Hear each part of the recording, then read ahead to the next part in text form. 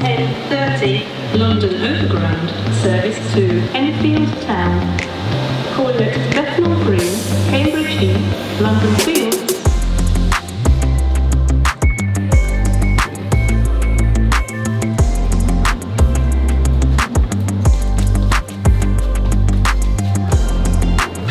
This is the train to Enfield Town.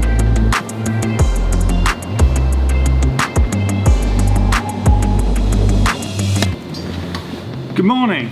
I'm on the Overground, London Overground, out of Liverpool Street. They've just started running the new Class 710s. This is the train to Enfield Town. And I'm going to the next stop, which is Cambridge Heath. If you're ever on a train, Station, Cambridge Heath. I often use this website, Open Train Times, to accurately track and see where your train is in real time. Is it running at all? Is it on time? Is it running late? By how many minutes is it running late? What route is it taking? Where is it going? This comprehensive website with maps, which we'll get to, breaks down exactly all rail journeys across the whole of the UK. And for weeks, actually maybe months, actually over a year, I've been chatting to Peter online, the man who makes this website, and I keep saying we must meet up, say hello to each other, and just do an interview about how you make and work and run this website and make it work. And he lives at Cambridge Heath, so I'm going to go and chat to him.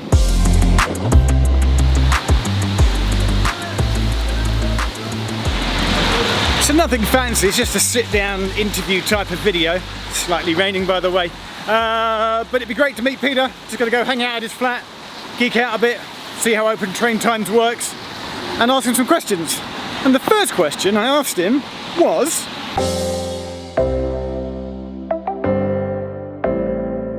Well, Open Train Times started officially about 2011 when I registered the domain name and set up the website, whilst I was still working for a large media company in southwest London. But the idea came from a project I was doing a few years ago, or a few years prior to that, where I was working with timetable data from Network Rail.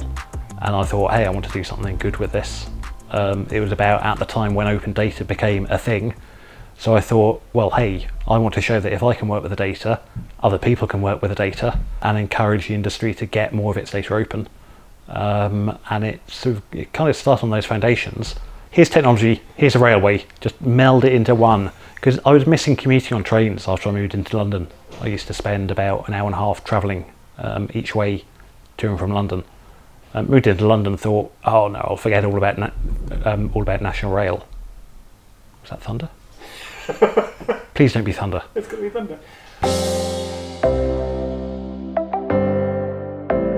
So there are two sets of information. There's schedule information, which comes from Network Rail's train planning system.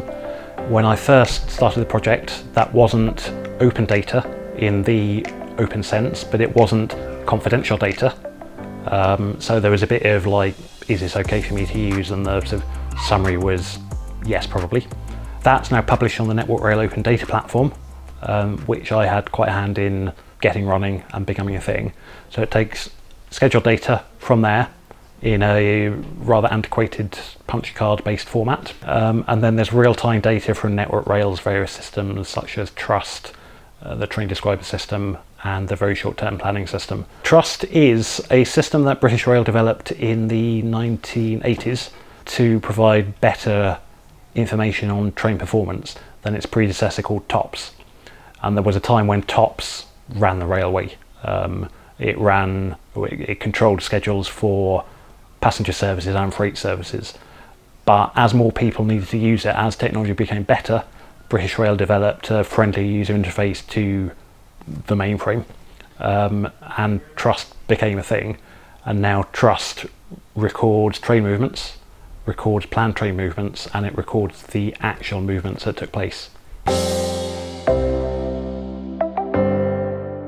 It'll never be 100% reliable. Things can change. The way I describe it is that Trust is historically accurate because it records what has just happened. The industry knows very well the circumstances in which it can't be accurate, and they work with that level of inaccuracy. Rather than trying to make it too precise and people doubt the accuracy of it, it's deliberately accurate only to about a minute either way. And when you're working with the data from it, you know, right, well, it could be a minute out either way. So That's a level of, I wouldn't call it fudge, but sort of known inaccuracy is taken into account when you're working with it.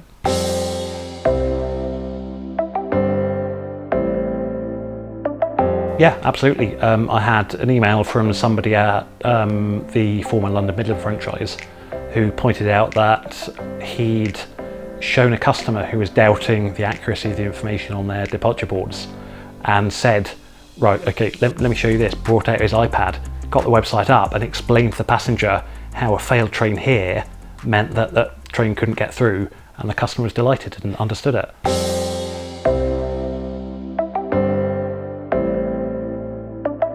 So it was probably sometime in 2010 when I had access to the Network Rail feeds before they were open data.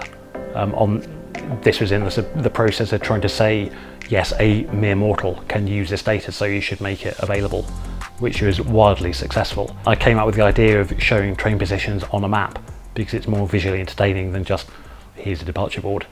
So I'd started a few basic things, but I didn't know enough about the signalling system and how it all worked back then, so it was fairly primitive.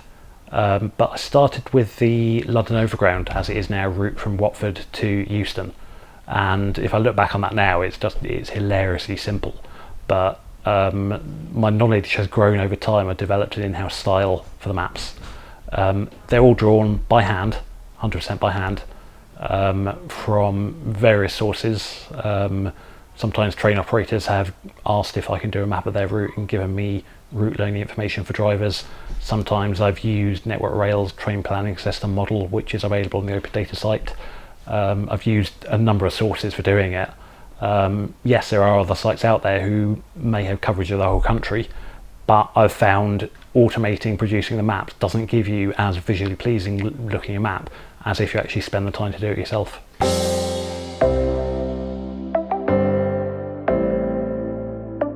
That's officially, it is the train reporting number. Okay. When it is populated on a train describer, it's called a description. And the description can be anything, it doesn't have to be a train. It's like a post-it note that the signaller can put in, and as a train moves, that post-it note will travel through it. For example, at Cambridge Heath, we've got train 2 Uniform 49, is at platform 1 at the moment.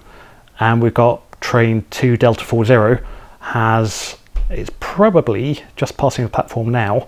I can't tell whether it stops there, but I can click on it and it will bring up another page that says, yep, 2 Delta 40, 1445 Liverpool Street to Cheshunt. It arrived 1449, 1 minute early. So if we go back to map, that train will then move off in due course away to London Fields. We can look further up the line. We can see there's a route set for the train from London Fields to Hackney Downs. And at Hackney Downs, there's a red signal, so the train, unless the signaller sets a route either to Clapton or Rectory Road, the train will stop there. The white means I've automatically been able to link that train to a schedule. So a train in white, I can click and it will come up with a train schedule. A train in yellow, such as, let me find one, 2 Oscar 35 just past Clapton on the map, means one that I haven't been able to automatically link to a schedule. So it appears in yellow to say it's a train, we're not 100% sure what it is. That mechanism I wrote probably 5 or 6 years ago. It needs a bit of TLC. I've got plans in the pipeline to make it a lot better, but you know, there are only a certain number of hours in a day. It's taken me a while to get around to fixing it.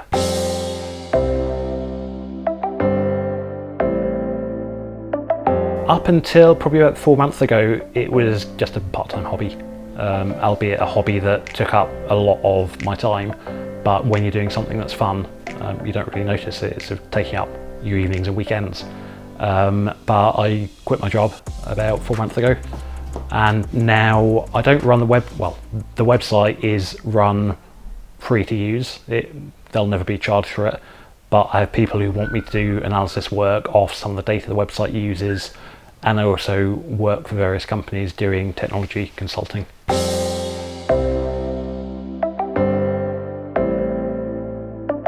But I use the site when I'm travelling places Right, it's that weird. You're out and about, and then you use your own website to see what's going on with your journey.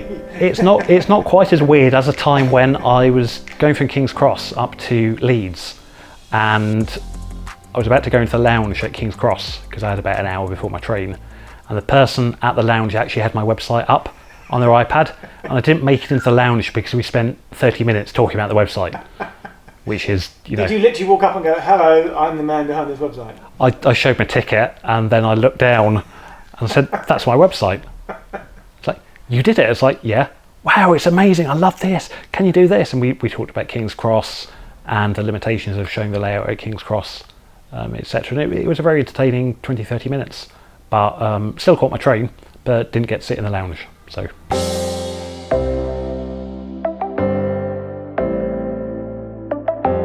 the website is at www.opentraintimes.com. Yeah, and Twitter at OpenTrainTimes. That's it? Yay. Oh, as if I'm Oh, small dog. Okay, heading back to the station. Peter's here. He's brought... It's a tiny little dog. Electra. It's a...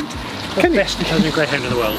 Dogs are the best, right? Dogs are the best. Dogs are the best. And cats. Well, In case the cats are watching. and it's that afternoon where... It's that week where it's been ridiculously hot and we're waiting for the rain to fall, and you can feel like in the sky the thunder's going to come any second. Are you and the dog going to wave us off on the train then? Yeah. Heading for the overground.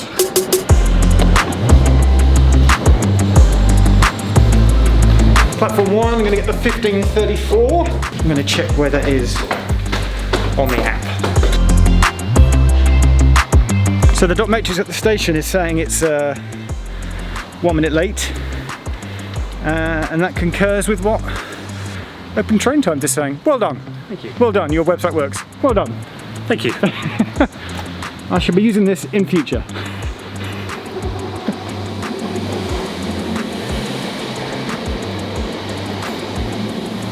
Is there anything else we haven't mentioned about your amazing website? And you've got to, keeping a social distance. Of course. Do the dogs have to wear masks on Dogs train? don't have to wear masks. The dogs don't have to wear face coverings, do they? Dogs will lick you. A dog will lick you. It's not so much a face covering, but a dog licking protector. Electra, wave to the camera.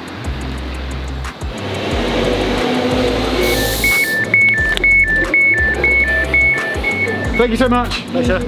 Everybody use Peter's website. He's got a dog. Everything's good. The world is good.